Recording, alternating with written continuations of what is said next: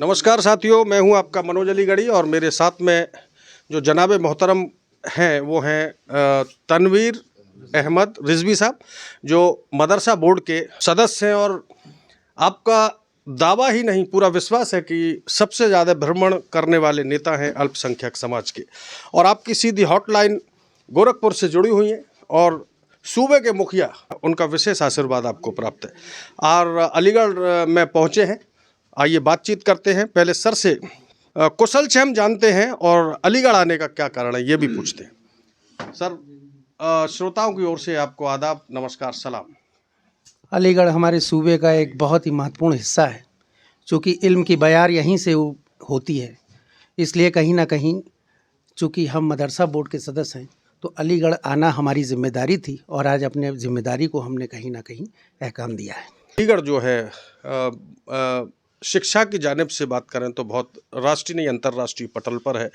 तो एक बात मुझे याद आ रही है, सर सैयद साहब कहते थे कि उस दौर में कहा था कि अगर अल्पसंख्यकों को आगे बढ़ना है तो एक हाथ में कुरान और एक हाथ में पुस्तक होनी चाहिए शिक्षा के दीप जलाने के लिए।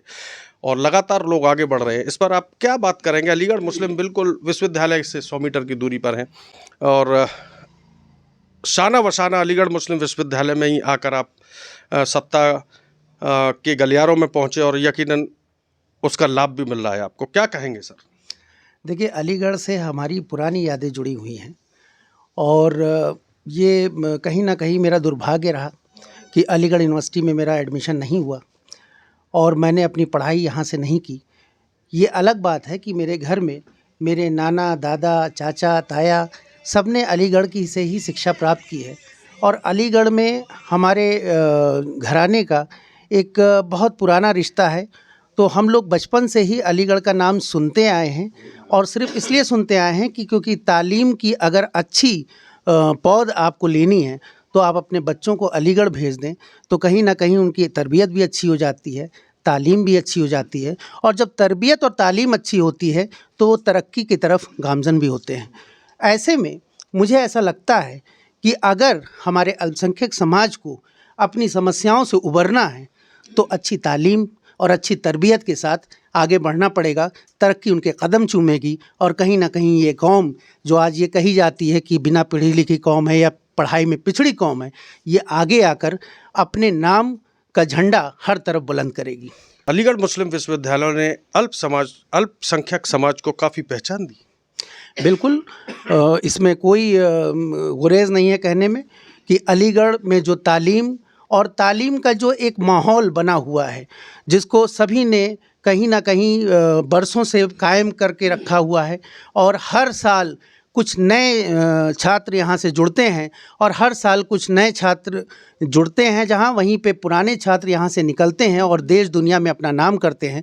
तो कहीं ना कहीं ये एक हौसले की बात है और हमारे तमाम अल्पसंख्यक समाज को इस बात को सोचना चाहिए कि अगर शिक्षा की हवा यहाँ से हो सकती है तो ये हवा प्रदेश के हर कोने से चलाई जा सकती है। तो बस हवा से और शिक्षा से याद आया कि न्यायालय में एक मामला चल रहा है जिसमें अलीगढ़ मुस्लिम विश्वविद्यालय का जो अल्पसंख्यक दर्जा है उसको लेकर ख़त्म होने की बात हो रही है।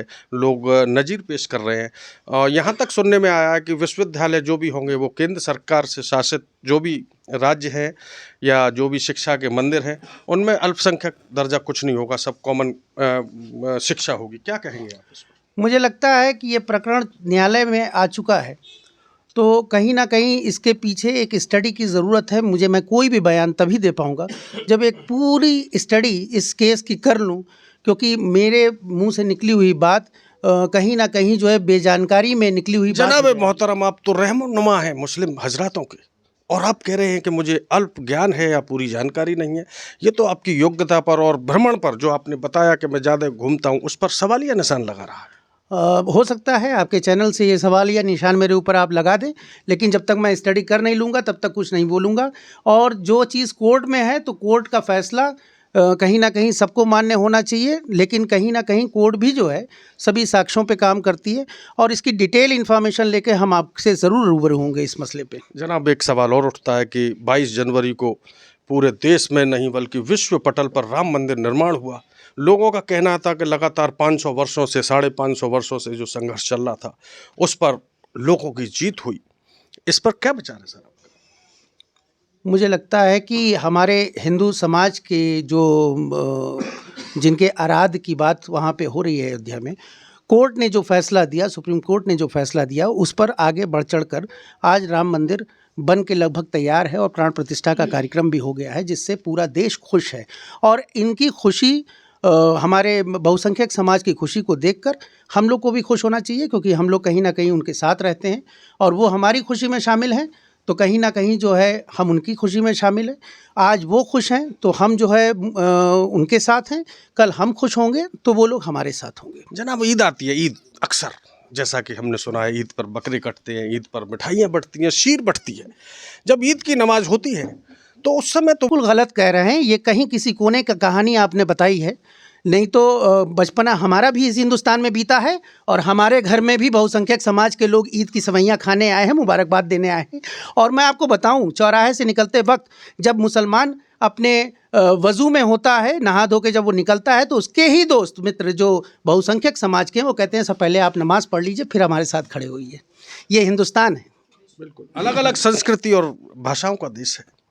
अपने जो आपके अलीगढ़ में फॉलोवर्स है, जो आपको चाहने वाले और मदरसा से जो लोग जुड़े हुए हैं, उनके लिए क्या संदेश देना चाह रहे हैं? डिजिटल टेक्नोलॉजी की तरफ सरकार आगे बढ़ रही है और प्रयास कर रही है लोग आगे बढ़ें, क्या कहना चाहते हैं? मैं ये चाहता हूँ कि हमारे जो बच्चे हैं, ख़ास तौर से अल्पसंख्यक समाज के जो बच्चे हैं, वो अपनी शिक्षा और तालीम में सीरियसनेस लाएं और माँ बाप जो है उनको पढ़ाई की तरफ रुजू करें, टेक्नोलॉजी का साथ लें, क्योंकि कहीं ना कहीं ज़माना अब बदल रहा है। अगर आपके पास टेक्नोलॉजी है, अच्छी शिक्षा है और कहीं ना कहीं आधुनिक शिक्षा है, अगर आप साइंस, मैथ जैसे विषयों पे जानकारी अच्छी रखते हैं तो आगे आपके रास्ते भी जो है खुलेंगे। और हमारे हिंदुस्तान में ऐसा कुछ नहीं है, हम सभी धर्मों और सभी पंथ संप्रदाय वाले लोग हैं, जिसके अंदर पढ़ाई लिखाई का जज्बा होगा, जो क्वालिटी जिसके अंदर आएगी उसको उसी तरह से जो है आगे फ़ायदा भी मिलेगा। तो इसलिए बहुत सारे भ्रम से निकल कर हमें कहीं ना कहीं अपने बेसिक जो हमारी कमज़ोरी है उस पर काम करना चाहिए और तालीम का दामन बहुत सख्ती से पकड़ लेना चाहिए। जनाब, एक आखिरी सवाल और है, आप चाहे तो जवाब दे सकते हैं नहीं। अयोध्या में राम मंदिर निर्माण हुआ, काफ़ी डेवलपमेंट हुआ, रोड बने, ब्रिज बने, नदी नाले, बहुत ही साफ़ सफाई हुई, नगर निगम ने भी दमदारी से काम किया, लेकिन वहाँ बहुत से लोगों के मकानों को ध्वस्त कर दिया गया।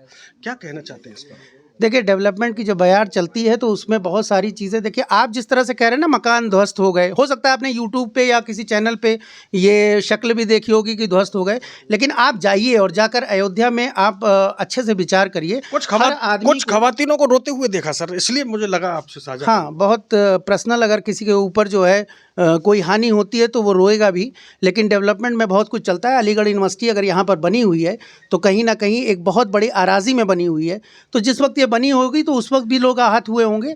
जब डेवलपमेंट होता है तो कुछ ना कुछ चीज़ें होती हैं और उसको कहीं ना कहीं लोग पॉजिटिव माइंड से लेकर चलते हैं और कहीं ना कहीं डेवलपमेंट को सलाम करते हैं। तो साथियों, ये थे हमारे साथ में डॉक्टर तनवीर साहब, जो कि मदरसा बोर्ड के जिम्मेदार पद पर हैं और यकीनन अलीगढ़ मुस्लिम विश्वविद्यालय, जो कि अलीगढ़ ही नहीं, यूपी ही नहीं, भारत ही नहीं, बल्कि विश्व पटल पर अपने शिक्षा के दीप जला रही है और 100% मुस्लिम हजरातों को बहुत से अच्छे पदों पर सर सैयद साहब ने जो सपना देखा था उस पर बिठाने का प्रयास कर रही है। जो भी श्रोता और दर्शक हमसे जुड़े हुए हैं, अपने इस वीडियो पर प्रतिक्रिया अवश्य दें और डॉक्टर साहब का जो लगातार भ्रमण जारी है उनके साथ जुड़ें, उनका सहयोग करें। मैं हूं आपका मनोज अलीगढ़ी, शाना बशाना मुलाकात होती रहेगी। बहुत बहुत शुक्रिया, धन्यवाद।